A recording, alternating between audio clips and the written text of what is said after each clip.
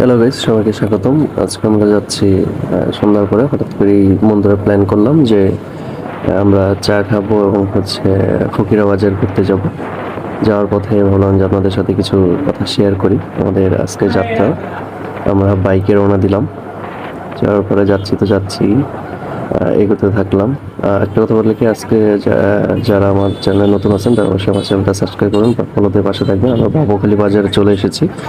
এই বাজারটা সন্ধ্যার পরে খুব জমজমাট থাকে, ময়মনসিংহ শহরের মতোই মোটামুটি অনেক জমজমাট থাকে। চারপাশ দিয়ে মানুষ চলাচল করে, গান হয়, নৃত্য হয়, সাংস্কৃতিক অনুষ্ঠান হয়। আপনারা দেখতেই পাচ্ছেন হাতের আশেপাশে প্রচুর মানুষ এখানে সন্ধ্যার পর থেকে রাত 10টা পর্যন্ত কন্টিনিউ থাকে। আমরা কাছের বাজার একটু নামলাম, নামার পরে একটু চা খেলাম, আবার এখান থেকে রওনা দিলাম ওই নারায়ণপুরের উদ্দেশ্যে।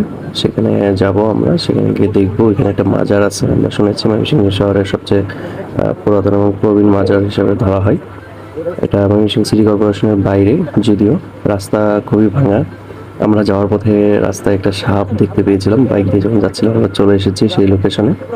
এখানে আছে সবুজ, হাফিজুল, সামাদ, হীরা সবাই আছে এখানে, সাথে আমিও আছি।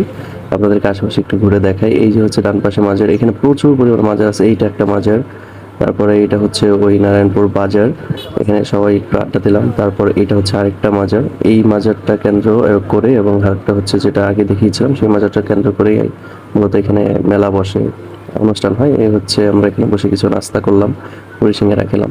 আজ এ পর্যন্তই, দেখা হবে নতুন কোনো ভিডিওতে।